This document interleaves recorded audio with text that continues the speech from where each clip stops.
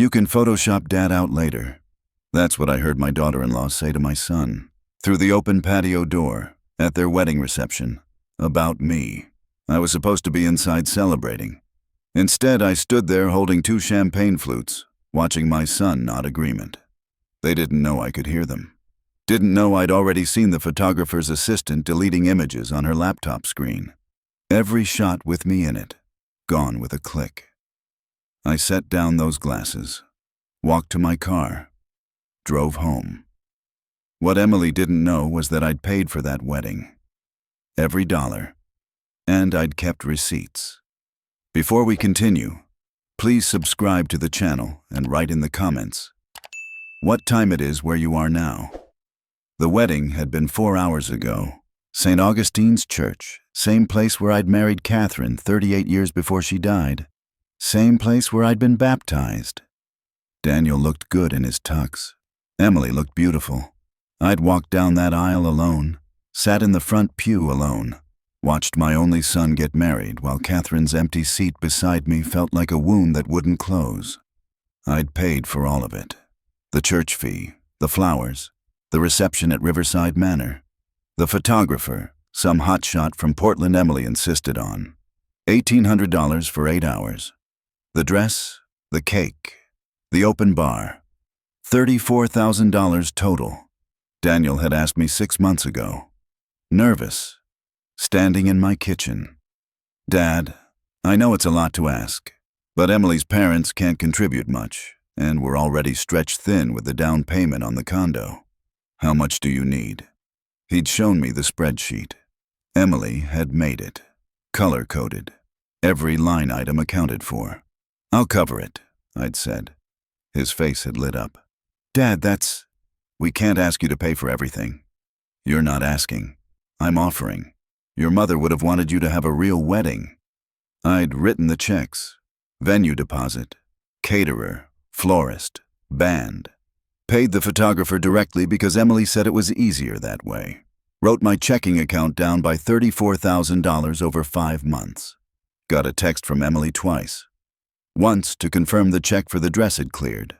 Once to ask if I could also cover the rehearsal dinner. Just another $1,200, barely worth mentioning.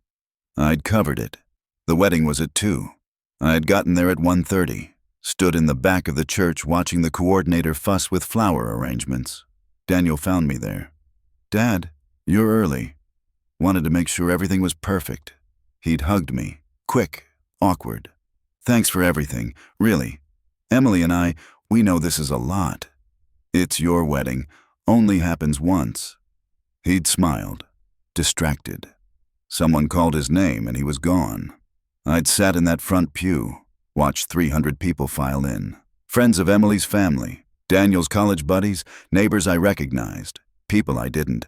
Catherine's sister Margaret found me before the ceremony started, slid into the pew beside me. How are you holding, Tom? I'm fine. Catherine would have loved this. I'd nodded, didn't trust my voice. The ceremony was nice, traditional. Emily had wanted modern vows, but Daniel had talked her into the old ones. For honor, for better, for worse. I'd listened to my son promise forever and thought about Catherine in her hospital bed, holding my hand, making me promise I'd be okay. I hadn't been okay. 19 months, and I still set out 2 coffee cups some mornings. The reception was at Riverside Manor. Big room overlooking the water. Emily had chosen everything, the centerpieces, the menu, the seating chart. I was at table 2, close to the head table but not at it, next to Margaret and her husband Bill, across from some cousins of Emily's I'd never met. The food was good. Salmon or beef? I'd picked salmon. The speeches were long. Emily's maid of honor cried. Daniel's best man made jokes about college that I didn't understand. When Daniel stood up to thank everyone, he mentioned Emily's parents first, talked about how welcoming they'd been. Then he'd said, and of course, thank you to everyone who helped make this day possible. Everyone who helped. Not me specifically. Not my father or dad or even Tom. Everyone who helped.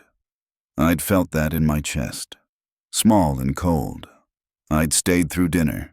Danced once with Margaret because she'd insisted. Watched Daniel and Emily cut the cake. Standard white cake with raspberry filling. Emily's choice. Catherine had wanted lemon. Around 8, I'd needed air. Stepped out onto the patio. The evening was cool. Nice. I could hear music from inside, conversation, laughter. I'd been standing there maybe 2 minutes when I heard Emily's voice. Sharp. Irritated. I told her I wanted minimal family shots. She's got like 40 pictures with your dad in them. I'd frozen. Daniel's voice, quieter. He wanted to be in the family photos. He's making everything look so depressing. Standing there in every shot looking miserable. We can Photoshop him out later. Silence. I'd waited for Daniel to say something. Defend me. Tell her that was cruel. Yeah, okay. I'll mention it to Sarah. My son. Agreeing. I'd turned slightly. Through the open door I could see them, talking to the photographer's assistant at her laptop. Emily pointing at the screen. The assistant nodding, clicking, deleting. Every shot with me in it. Gone. I'd stood there watching my son's wife erase me from his wedding. Watched my son let her. I'd set down the champagne flutes I'd been carrying. Walked back through the reception hall. Nobody noticed. Everyone was dancing. Margaret was talking to someone at another table. I'd gotten in my car, drove home. My phone started buzzing around 9:30. Daniel. I didn't answer. Text message at 9:45. Dad, where did you go? Emily's parents are asking. I'd stared at that text. Not, I'm worried. Not, are you okay? Emily's parents are asking. I'd turned off my phone, sat in my living room. Same living room where I'd raised Daniel, where Catherine and I had watched him learn to walk, where we'd helped him with homework at the coffee table, where we told him Mom was sick, where we told him Mom was dying. Same house I'd mortgaged to help him with college. $23,000 in loans, my name on them. Paid them off last year. Same house where I'd let him and Emily stay for 3 months last year when their apartment lease ended before the condo was ready. Rent-free. I'd even bought groceries. I'd opened my banking app. The numbers glowed in the dark. $34,000 for the wedding. Transferred in chunks over 5 months. $1,200 for the rehearsal dinner. $23,000 for college loans. $15,000 for the condo down payment. He'd asked for that 2 years ago. Just a loan, Dad. Never paid back. $1,800 for their honeymoon. Emily had called me last minute. Our Bali package got canceled. We found one to Greece, but it's more expensive. I'd covered the difference. I'd scrolled back further. Car insurance. $900 transfer last December when Daniel's premium jumped. Just until I get my Christmas bonus, Dad. Emergency room visit. $1,400. February. Insurance denied the claim. Can you help? New laptop. $800. Mine died and I need it for work. Every transfer. Every request. Every time Daniel's name appeared on my caller ID, my first thought had become how much and for what. $83,000 in 4 years. Not counting the weekly dinners I'd paid for. Not counting the birthday gifts. Not counting the tools I'd bought Daniel when he'd mentioned wanting to do his own car maintenance. He'd sold them on Craigslist 3 months later. Not counting the time. Helped them move 4 times. Painted their bedroom. Fixed their plumbing. Drove across town at midnight because Daniel locked himself out. Not counting the standing invitation to Sunday dinner. Can't make it this week, Dad. Emily's got plans. I'd seen Daniel 6 times last year. Christmas, Easter, my birthday. He'd stopped by for 30 minutes. 3 random Sundays when Emily was visiting her parents. Thanksgiving, they'd left after dessert because Emily's family was doing a second dinner. Catherine's death anniversary. I'd been alone. Phone calls came every few weeks. Always started the same way. Hey, Dad, quick question. Never, how are you? Never, want to grab lunch. I'd become an ATM that occasionally got invited to holidays. When Emily remembered to include me, I'd sat there until 2 in the morning, adding it up, looking at the pattern I'd ignored. My son had let his wife erase me from his wedding photos. From his wedding. The wedding I'd paid for. Every dollar. I'd turned my phone back on. 43 missed calls. 26 texts. Most from Daniel. 3 from Margaret.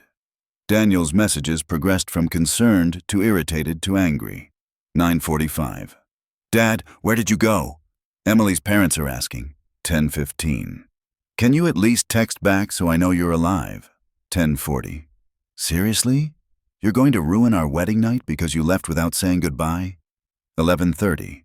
This is childish. Call me back. 1:15. Fine. Be that way. Not once did he ask why I'd left. Not once did he consider that maybe something had happened, that maybe I'd heard something, seen something. He'd gone straight to irritation, like I was being inconvenient. I deleted the messages, turned the phone back off, slept in Catherine's chair, couldn't face our bedroom. The next morning I'd made coffee. Toast. Sat at the kitchen table, same table where Catherine and I had celebrated our 20th anniversary, where Daniel had eaten breakfast every morning until he'd left for college. Opened my laptop. I'd spent 3 hours going through my files, every check I'd written Daniel, every bank transfer, every receipt I'd kept. Catherine had been a teacher. She'd taught me to document everything. I'd created a spreadsheet, listed every dollar, date, amount, what it was for, whether it was called a loan or a gift. The loans that were supposed to be paid back, $38,000. Not one payment received. The gifts, $45,000. Total, $83,000. I'd printed it, 3 pages, every line item. Then I'd opened a new browser window, typed, estate planning attorney near me. My phone started buzzing around 10. Daniel again. I'd answered. Dad, what the hell? Good morning, Daniel. You left our wedding without saying anything. Emily's devastated. Her parents kept asking where you went. I came home. Why? I'd paused, considered telling him, decided against it. I wasn't feeling well. You couldn't text? Couldn't let someone know? I wasn't aware I needed permission to leave. Silence. Then, what's wrong with you? Nothing's wrong with me, Daniel. You're acting insane. Emily's upset. This was supposed to be the best day of her life, and I paid for the best day of her life. Every cent of it. What? $34,000. For your wedding, plus $1,200 for the rehearsal dinner. Did Emily mention that to her parents when they asked where I'd gone? Dad, I'm tired, Daniel. I'm going to go. I'd hung up, blocked his number. Felt something cold settle in my chest. Relief, maybe. Or clarity. I'd called the attorney's office, made an appointment for Monday. Spent the weekend alone. Margaret came by Sunday afternoon, let herself in with the spare key I'd given her years ago. Tom, Daniel's been calling me. He's worried. Daniel's irritated. There's a difference. She'd sat down across from me, studied my face. What happened at the wedding? I'd told her. The deleted photos. Emily's comment. Daniel's agreement. The texts afterward. Margaret had been quiet for a long time. What are you going to do? I'm seeing an attorney tomorrow. 4. I'm revising my will. Tom, Catherine left everything to me. I was going to leave everything to Daniel. The house, the savings, the life insurance. I'm changing it. To what? I haven't decided yet. Maybe charity, maybe you and Bill. Maybe I'll spend it before I die. Margaret had reached across the table, squeezed my hand. He's your son. He's a grown man who let his wife Photoshop me out of his life. At the wedding I funded. Talk to him first. I tried to talk to him. He called me insane. She'd stayed another hour. Made me promise to think about it. I'd promised nothing. Monday morning I'd met with the attorney. Richard Peterson. Older guy. Margaret's age. Listened to everything without interrupting. You want to disinherit your son. I want to ensure my estate doesn't go to someone who considers me an inconvenience. Are there other children? Daniel's my only child. Who do you want to inherit? I'd thought about that. Catherine's sister had always been kind, but this wasn't about kindness. This was about principle. I'll set up a trust. For my grandchildren, if Daniel has any. To be released when they're 30. Not $1 before. Not through Daniel. Peterson had made notes. Anything else? I want to revoke Daniel's power of attorney. Remove him as my medical proxy. Remove him as beneficiary on my life insurance. Replace him with who? Margaret Hayes, Catherine's sister. More notes. This will be ironclad. He can't contest it. If you're of sound mind when you sign, it's solid. I'll recommend a cognitive evaluation. Independent. Documents your capacity. Set it up. The evaluation was Tuesday. 2 hours of tests. Memory, reasoning, comprehension. The psychologist was thorough. Results came back Thursday. Perfect score. Documentation that Thomas Mitchell, age 71, was fully competent to manage his affairs. I'd signed the new will Friday. Everything to a trust for grandchildren who didn't exist yet. If Daniel never had children, everything to charity. Margaret named as executor. Daniel wasn't mentioned except to specifically exclude him. My attorney had witnessed the signature, filed it properly. Your son will find out eventually, Peterson had said. Eventually isn't today. Daniel kept trying to call. I'd blocked his number, but he'd started using Emily's phone. I'd blocked that too. He'd shown up at my house 2 weeks after the wedding. Saturday morning. I'd been in the garage organizing tools, heard his car in the driveway, didn't get up. He'd knocked, waited, knocked again. Dad, I know you're home. Your truck's here. I'd stayed in the garage. Dad, come on, we need to talk about this. The doorbell rang. 4 times. 5. You're being ridiculous. You left our wedding and now you won't answer. Calls. What did we do? I'd set down the wrench I was holding, walked to the side door, opened it. Daniel stood there in jeans and a polo shirt. Clean cut. Successful. My son. What did you do? I kept my voice level. Yeah. What did we do that's got you acting like this? You let Emily delete me from your wedding photos. His face had gone blank. What? I heard her. On the patio. We can Photoshop Dad out later. You agreed. Dad. I watched the photographer's assistant delete every shot with me in it. At the wedding I paid for. Every cent. Daniel had opened his mouth, closed it. That's what you did, Daniel. You erased me. At your own wedding. She was just upset. The photographer took too many pictures of your father at your wedding. Yes, what an inconvenience. Dad, you're twisting this. Am I? Then let's see the photos, the final album. How many shots of me made it in? Silence. That's what I thought. We'll add some. I'll talk to Emily. Don't bother. I'm not interested in being photoshopped back into your life. I'd closed the door, locked it. He'd pounded on it. Dad, come on. Don't be like this. I had walked back to the garage, put my headphones on, turned up the radio. When I'd looked out 20 minutes later, his car was gone. The text started that afternoon, from a number I didn't recognize. Emily. Tom, this is Emily. Daniel told me what happened. I'm so sorry. I was stressed and said something I didn't mean. Please call him back. I'd stared at that message. Sorry she'd said it. Not sorry she'd done it. I'd deleted it. Another text. Tuesday. Tom, we really need to talk. Daniel's miserable. Whatever happened, we can fix it. Whatever happened. Like she didn't know exactly what happened. I'd blocked that number too. Thursday, Daniel showed up again. This time with Emily. I'd been in the kitchen, saw them through the window walking up the driveway. Emily was wearing a sundress, smiling, like this was a social visit. The doorbell rang. I'd stayed at the table, coffee in front of me, cooling.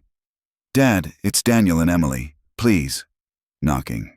Tom, please, let us apologize properly. Emily's voice. Sweet, practiced. I'd sipped my coffee, cold now. They'd stayed on the porch for 10 minutes, knocking periodically, calling through the door. Finally, I'd heard Emily say, "This is insane. He's being a child." Daniel's response was too quiet to make out. Their car started, drove away. Margaret called me that night. Tom, Daniel called me. He's very upset. I imagine he is. He says you won't talk to him, that you're angry about something that happened at the wedding. Did he tell you what happened? Pause. He said there was a misunderstanding about photos. Is that what he called it? Tom, Margaret, I love you. You've been good to me since Catherine died, but I'm not discussing this. He's your son. He's a man who erased his father from his wedding. That's who he is now. I'd hung up gently. Felt bad about it, but not bad enough to call back. 2 months passed. Summer turned to fall. I'd kept busy. Repainted the spare bedroom, fixed the fence, organized Catherine's things, something I'd been avoiding for 19 months. Found our wedding album, pictures of us young, smiling, her family, my family, everyone who mattered, there in those photos. Saved, treasured. I'd put it away carefully. My phone rang less. Daniel had stopped trying. Margaret checked in once a week. Brief calls. She'd stopped asking me to reconsider. I'd started seeing Catherine's death with clearer eyes. Daniel had visited her in the hospital 4 times in 3 weeks. Once was Christmas. He'd stayed 20 minutes. Said he had to get to Emily's family dinner. Catherine hadn't said anything, but I'd seen her face. He's busy, Tom. Young people are busy. She died holding my hand. Daniel had been 2 hours away. I'd called him. Mom's going. The doctor says tonight. I'll try to get there, Dad. He'd arrived 3 hours after she'd died. Cried. Hugged me. I'm so sorry I didn't make it. Traffic, he'd said. Bad accident on the highway. I'd believed him. Now I wondered. October came. Leaves turned. I'd raked the yard. Same yard where Daniel used to play. Where Catherine had planted roses. Where we'd had Daniel's 8th birthday party. Superhero theme. 20 kids. Catherine had made the cake herself. I'd been bagging leaves when a car pulled up. Not Daniel's. A silver sedan. Emily got out. Alone. I'd kept raking. Tom, can we talk? There's nothing to talk about, Emily. Please, just 5 minutes. I'd looked at her. She was wearing jeans, t-shirt, casual, no makeup, trying to look vulnerable. 5 minutes. Then I'd like you to leave. She'd walked up the driveway, stopped a few feet away. I'm sorry for what I said at the wedding. I was stressed and I said something horrible and I've regretted it every day since. I'd leaned on the rake, waited. I never meant for you to hear that. I was frustrated with the photographer and I took it out on you and that wasn't fair. You're sorry I heard it. What? You're not sorry you said it. You're sorry I heard it. There's a difference, Emily. No, I'm sorry I said it. I was wrong. Did you delete the photos? Pause. Some of them. There were a lot of yes or no. Did you delete pictures of me from your wedding album? Yes, but then you're not sorry. You just want access to my wallet again. Her face had shifted, the apologetic expression cooling. That's not fair. Isn't it? When's the last time Daniel called me for something other than money? He loves you. He has a funny way of showing it. You're being stubborn. We made a mistake. We apologized. What more do you want? Nothing. That's the point. I don't want anything from either of you. So you're just going to cut us off? Your only son? He cut me off first. He just didn't stop the deposits. Emily's jaw had tightened. We're family. Family doesn't Photoshop each other out of existence. I said I was sorry. And I said we're done. 5 minutes are up, Emily. Please leave. You're a stubborn old man. And you're exactly who I thought you were.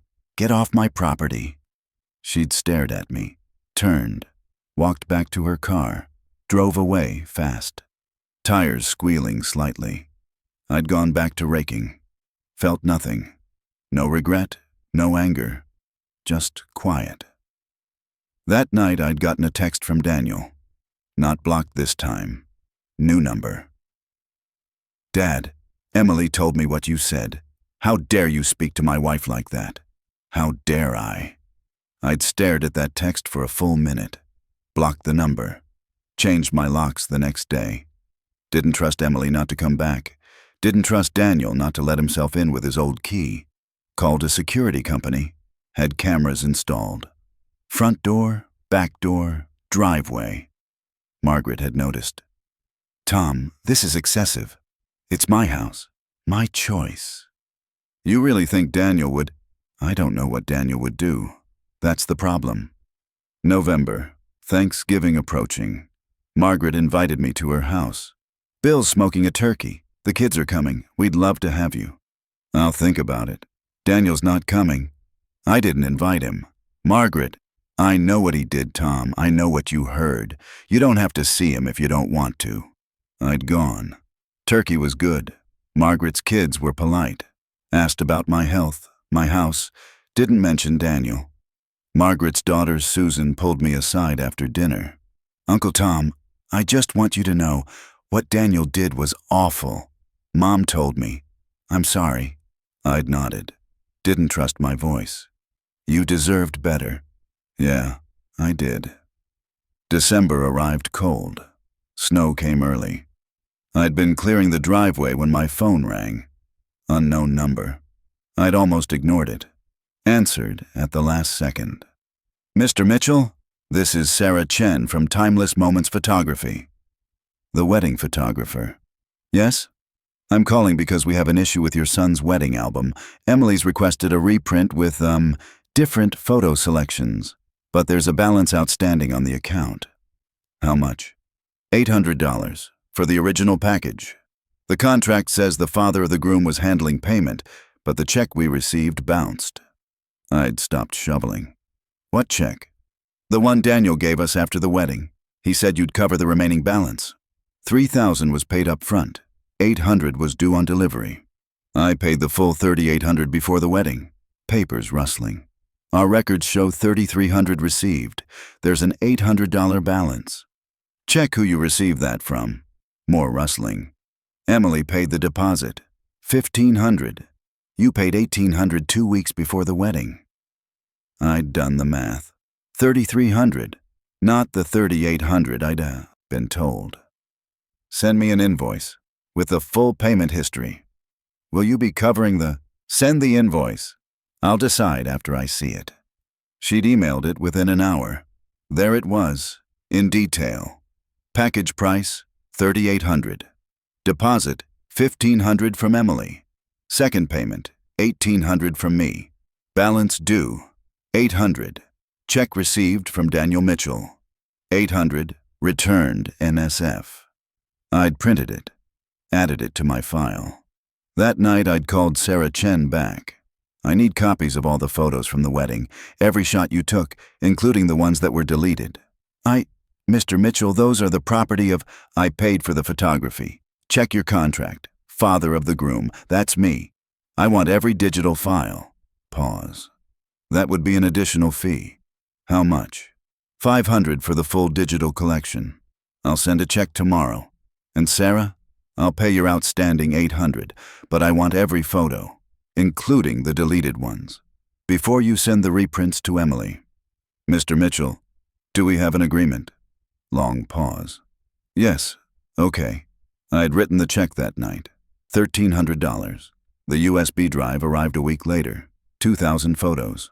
I'd opened them on my laptop. Scrolled through. There I was, in dozens of shots. Standing with Daniel. Sitting at my table. Talking to Margaret. Dancing. Normal wedding photos. I'd found a subfolder. Deleted original. Opened it. 43 photos of me. Family portraits. Me with Daniel. Me with both of them.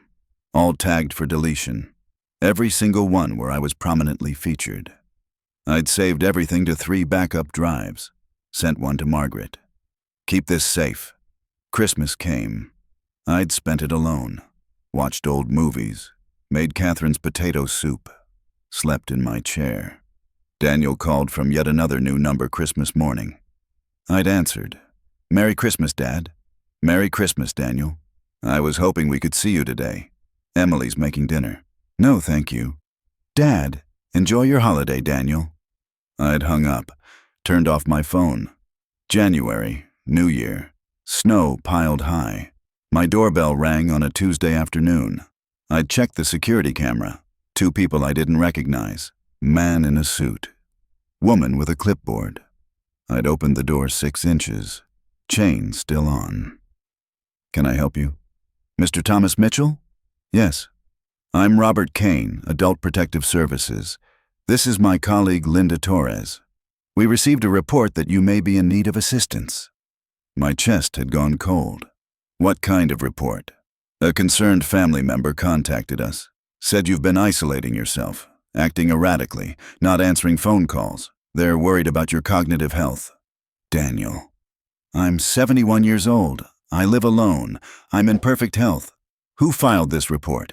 I'm not at liberty to say, but we need to conduct a welfare check. I'd stared at him. Then I'd smiled. Come in. I'd like to show you something. I'd let them in. Offered coffee. They'd declined. Sat them at my kitchen table. You said someone's concerned about my cognitive health. Kane had nodded. That's correct. One moment. I had gone to my office, retrieved 3 documents, came back, set them on the table. This is a cognitive evaluation performed by Dr. Patricia Greenwood, licensed neuropsychologist, dated November 3rd. Perfect score. Documentation of full mental competency. Kane had picked it up, read it. This is my attorney's card, Richard Peterson. Feel free to call him. He can verify I recently updated my will while demonstrating full legal capacity. Mr. Mitchell, this is a signed statement from my primary care physician, Dr. Howard Ellis. 20 years he's been my doctor, states I'm physically and mentally healthy. That was written 2 weeks ago. Torres had glanced at Kane. And this, I'd said, sliding over the last document, is a printout of every phone call and text message I've received from my son Daniel in the last 6 months. Most asking for money. Several calling me insane, childish, and stubborn. Notice how the cognitive concerns only appeared after I stopped providing financial support. Kane had read it all, slowly. Mr. Mitchell, these concerns appear to be unfounded. They are. Is there anything you need? Any services we can connect you with? No, I'm fine. But I'd like to know, is filing a false APS report a crime? Torres had shifted uncomfortably. If the report is determined to be knowingly false and made with malicious intent, there can be consequences. How do I file a complaint? They'd given me the information, left shortly after. I'd sat at my kitchen table for a long time after they'd gone. Daniel had tried to have me declared incompetent, my own son. To get access to what? The house? The inheritance he didn't know he'd already lost? I'd called my attorney. Richard, Daniel just filed an APS report on me. False claims about cognitive decline. Do you have documentation? The APS investigators just left. They verified everything's unfounded. I showed them the cognitive eval, your statement, my doctor's letter. Good. That's very good, Tom. I want to file a restraining order. Pause. Against your son? Against my son and his wife. They're harassing me. This was the final straw. I can draft the petition, but Tom, that's permanent. That's nuclear. They tried to have me declared incompetent. What's more nuclear than that? Point taken. I'll have it ready by Friday. The restraining order was filed Monday. Required Daniel and Emily to stay 500 feet away from me and my property. No contact, no calls, no texts, no third parties. Violation meant arrest. The sheriff served it Wednesday. My phone exploded with calls from numbers I didn't recognize. I'd ignored them all. One voicemail got through before I blocked it. Daniel's voice, shaking, furious. Restraining order? Are you out of your mind? I'm your son. I was worried about you and you do this? You're sick, Dad. You need help. And when everyone sees what you've become, when everyone knows how crazy you're acting, don't come crying to me. I'd saved the voicemail, sent it to my attorney. Add this to the file. February, Valentine's Day. Catherine used to love Valentine's Day. I'd bought her flowers every year. Roses, red. I'd bought a single rose, put it on her grave, stood there in the cold. I think you'd understand, I'd said to her headstone. What I'm doing, why I'm doing it. The wind had blown snow across the cemetery. He's not the boy we raised, Catherine. I don't know what happened, but he's not our Daniel anymore. I'd stayed until my feet went numb. Drove home, found Margaret on my porch, waiting. "Tom, let me in. We need to talk." I'd unlocked the door, made tea. She'd sat at the table, quiet at first. "Daniel came to see me." "And?" "He's devastated. He says you won't talk to him, that you filed a restraining order, that you're cutting him out of your life over a misunderstanding." "Is that what he called it?" "Tom, did he tell you he filed a false APS report? Tried to have me declared incompetent?" Margaret had gone still. "What?" "2 investigators showed up at my house 3 weeks ago. Said a concerned family member reported I was cognitively declining, isolating, acting erratically. Daniel tried to have me declared unfit, Margaret." "Why would he?" "Because I stopped giving him money. Because I changed my will. Because he wanted access to my assets, and I wouldn't cooperate." Margaret's face had crumpled. "Oh, Tom." "That's why the restraining order. Not because of the wedding photos. Because he escalated, kept escalating, and I had to protect myself. I didn't know. Most people don't. Daniel's very good at playing the concerned son." She'd stayed another hour, drank her tea, held my hand across the table. Catherine would be heartbroken. Catherine would understand. March arrived wet, rain instead of snow. I'd been sleeping better, eating better. The house felt quieter, peaceful. I'd started volunteering at the senior center, woodworking classes, teaching younger seniors how to use a lathe. Felt good, useful. Met a widow named Helen. Nice woman. We'd had coffee twice. Nothing romantic. Just nice to talk to someone. Life was smaller now. Simpler. Better. My phone rang on a Thursday. Unknown number. "Mr. Mitchell, this is Detective Sarah Voss, County Sheriff's Department." My chest tightened. "Yes?" "I need to speak with you about Daniel Mitchell. Are you available to come to the station?" "What happened?" "I'd prefer to discuss this in person. Can you come today?" I'd driven to the station, met Detective Voss in a small conference room. She was maybe 40. Professional. Serious. "Mr. Mitchell, your son filed a complaint. He claims you coerced him into forgiving multiple loans, that you're now withholding property that belongs to him, that you filed a fraudulent restraining order." I'd stared at her. "He says you're engaged in elder financial abuse. Against him. Elder financial abuse. Against him. That's his claim." I'd started laughing. Couldn't help it. "Mr. Mitchell, I'm sorry. Let me show you something." I'd pulled out my phone, opened my banking app, showed her the transfers. $83,000. Paid to Daniel Mitchell over 4 years. Here's the spreadsheet. Every loan, every gift, documented. I'd shown her the wedding invoice, the photography contract, the cognitive evaluation, the physician's letter. Here's the APS report, false claims, filed by Daniel after I stopped giving him money. Here's the restraining order, filed after continued harassment. I'd laid it all on the table. "Detective Voss, my son is 34 years old. He's employed, married, owns property. The only abuse happening here is financial exploitation of an elderly parent. Me." She'd reviewed everything. Carefully. "Mr. Mitchell, I don't see any basis for your son's claims." "Neither do I. However, I need to ask, is there any property of his that you're withholding?" "No. Everything in my house belongs to me. Purchased by me. Maintained by me." He mentioned tools, a workbench, family heirlooms. "The tools are mine.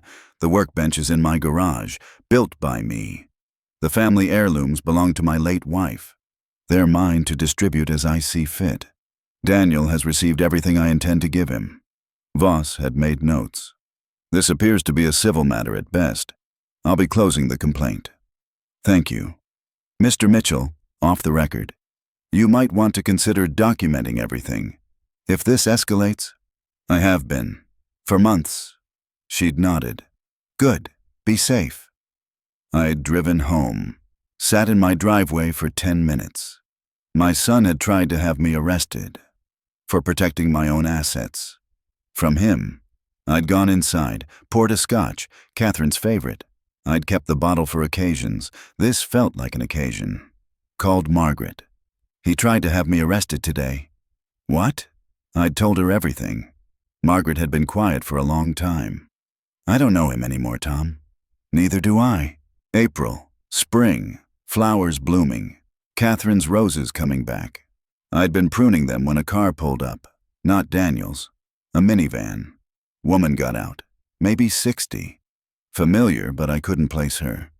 Tom Mitchell? Yes. I'm Susan Bradley. I was Emily's supervisor at the bridal shop. We met at the wedding. I'd remembered. Briefly. We'd spoken for maybe 5 minutes at the reception. What can I do for you, Susan? I heard about what happened. Between you and Daniel and Emily. From who? Emily. She's been telling everyone who'll listen that you've gone crazy, that you've cut Daniel off for no reason, that you're dangerous. I'd set down the pruning shears. I wanted you to know. I don't believe her. Why not? Because I've known Emily for 4 years. I know how she talks about people when they're not useful to her anymore. And I heard what she said about you at the wedding. You were there? On the patio? I was inside, near the door. I heard her tell Daniel to Photoshop you out. Heard him agree. I thought it was horrible then. I think it's horrible now.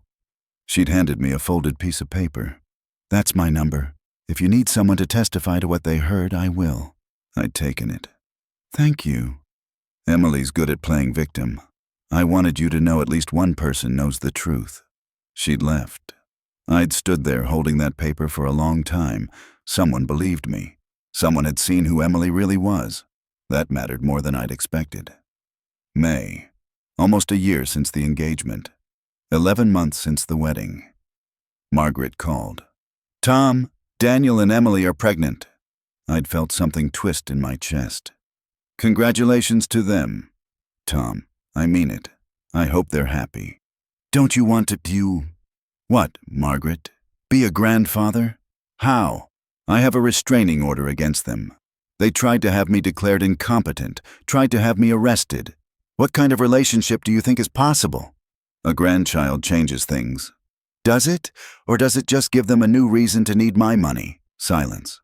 I'm sorry, that was cruel. No, you're right. I wish things were different. So do I. I'd hung up, sat at my kitchen table, a grandchild. Catherine would have been thrilled. I felt nothing. June, hot, summer in full swing. The baby was born. Boy, 7 pounds, 4 ounces. They named him Thomas. Margaret told me, showed me a photo on her phone. He looked like Daniel had. Same nose, same tiny fists. They named him after you, Margaret said. They named him after Catherine's father.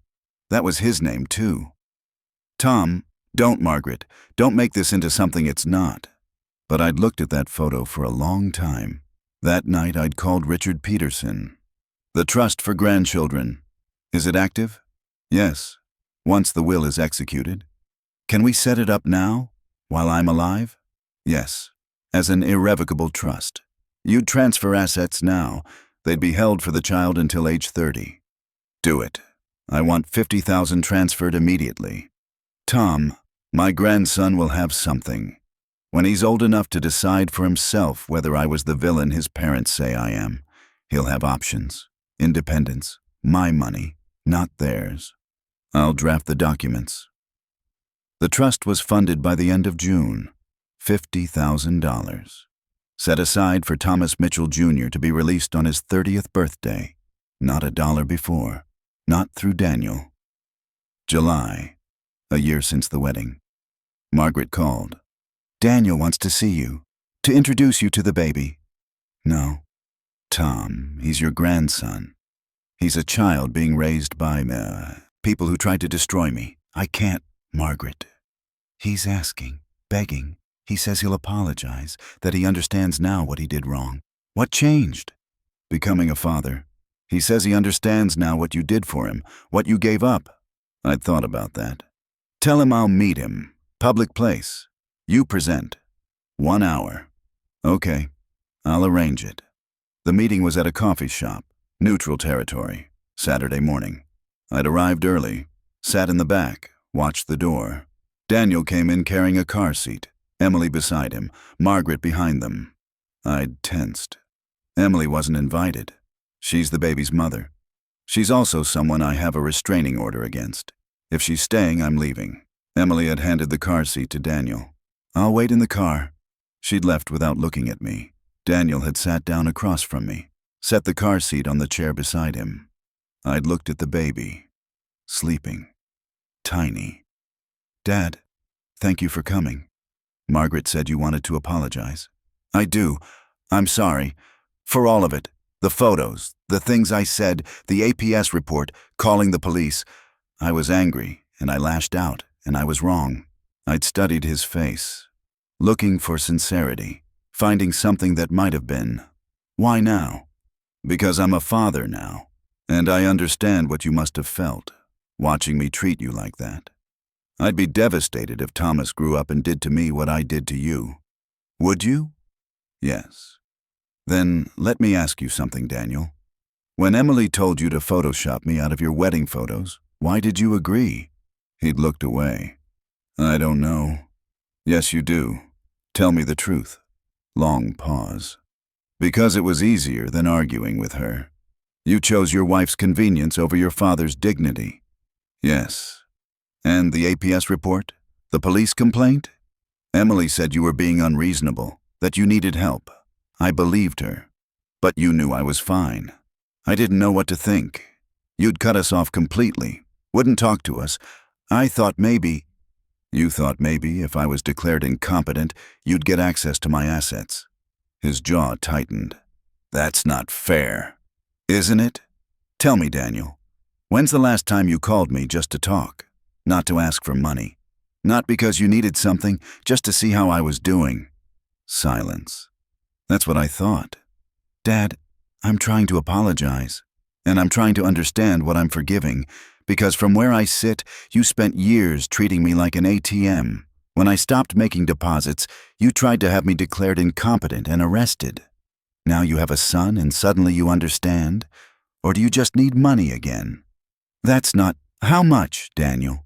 What? How much do you need? Babies are expensive. Formula, diapers, childcare. You didn't come here just to apologize. You need something. What is it? His face had flushed. We're fine. How much? Emily's on unpaid maternity leave. We're a little tight, but... There it is. Dad, I'm not your bank anymore, Daniel. I'm done. I'm not asking for money. I'm asking for a relationship with my father. Then why mention finances? Why tell me Emily's on unpaid leave unless you're hoping I'll offer to help? He'd stood up, grabbed the car seat. This was a mistake. Sit down. Why? So you can keep accusing me of... Sit down. He'd sat, slowly. I'd pulled out an envelope, set it on the table. What's this? Open it.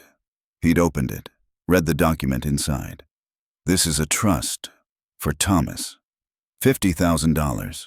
To be released on his 30th birthday. Not a dollar before. Not through you. Daniel's face had gone white. What? Your son will have options. Money of his own. Independence. So, when he's old enough to make his own decisions about who I was, he can, without your influence. Dad, I'm not in his life. You made sure of that. But I'm not leaving him with nothing. This way, he gets something from his grandfather. Eventually. This is insane. This is insurance against you doing to him what you did to me. Daniel had stood again. This time, didn't sit back down. You're punishing me through my son. No, I'm protecting my grandson from you. He'd left. Didn't look back. Margaret had stayed. That was harsh, Tom. That was honest. He's trying. He's trying to get money. Same as always. She'd sighed. Squeezed my hand. Left. I'd sat there alone. Finished my coffee. Felt lighter somehow. I'd done what I could. Set aside money for a child I'd never meet. Given him a chance at independence his father never had. That was enough. That had to be enough. August, summer ending. Leaves starting to turn. I'd been working in my garden when my phone rang. Richard Peterson. Tom, I need you to come to my office. Today, if possible. What's wrong? Daniel filed a lawsuit, contesting your will, claiming undue influence, diminished capacity. He's demanding the trust be dissolved and assets returned to the estate. I'd driven to Richard's office, read the complaint, pages of lies, claims that I'd been manipulated by Margaret, that I wasn't competent when I'd signed the will, that the trust was invalid. Can he win? No, not with your documentation. The cognitive eval, the doctor's letters, the timeline of events. But it'll be expensive, drawn out. How expensive? Could be $20,000 in legal fees before it's done. I'd thought about that. $20,000 to defend my right to distribute my own assets. Do it. Fight it. I want every document entered into evidence, every text message, every transfer, every lie he told. I want it all on the record. Tom, I want the truth in legal documents, permanent. So when Thomas is old enough to read the case file, he knows what his father did, what his grandfather did, who was who. Richard had nodded. I'll file our response. The legal battle lasted 8 months. Deposition, document, production. Hearings. Daniel claimed I'd been coerced. Richard produced the cognitive evaluation. Daniel claimed I'd promised him the house. Richard produced the texts showing he'd only called when he needed money. Daniel claimed I was vengeful and spiteful. Richard produced the APS report, the false police complaint, the restraining order. Every ugly truth laid out in legal filings. The judge ruled in April. Full support for my will. Full support for the trust. Dismissal of all claims. Finding of fact. Thomas Mitchell demonstrated full legal capacity. No evidence of undue influence. Trust established with clear intent and proper documentation. Costs awarded against Daniel. He had to pay my legal fees. $23,000. I'd framed the judgment, hung it in my office. Final proof that I'd been right, that he'd been wrong. That truth mattered. May. 2 years since the wedding. Margaret called. Thomas took his first steps today. That's wonderful. Daniel sent me a video. He's so proud. I'm sure he is. Don't you want to see it? No, Margaret, I don't. Tom, I made my choice. He made his. We live with the consequences. I'd hung up, sat in Catherine's chair, thought about first steps. I'd been there for Daniel's, caught him when he fell, celebrated every milestone. I wouldn't be there for Thomas's. That hurt, but not as much as I'd expected. Some wounds scar over, still there, still tender, but no longer bleeding. June. The baby turned 1. Margaret showed me photos. Birthday party. Cake smash. Happy kid. He looks like Daniel, I'd said. He looks like you. Maybe he did. I'd made peace with it. The grandson I'd never meet. The money set aside for a future I wouldn't see. My lawyer had drafted documents. Instructions for Thomas when he turned 30. Letter explaining everything. Evidence of what his father had done. Why his grandfather had made the choices he'd made. Whether Thomas would understand, I'd never know, but he'd have the truth. That mattered. July. Summer again. I had been at the senior center teaching a workshop when Helen found me. Tom, there's someone here looking for you. I'd gone to the lobby. Daniel stood there. Older, tired, thinner. Dad, please, can we talk? I'd looked at him. My son. Stranger. I have nothing to say to you, Daniel. 5 minutes, that's all I'm asking. I'd considered leaving, decided against it. 5 minutes. Outside. We'd walked to the parking lot, stood by my truck. Dad, I'm sorry. For everything. I know I've said it before, but I mean it.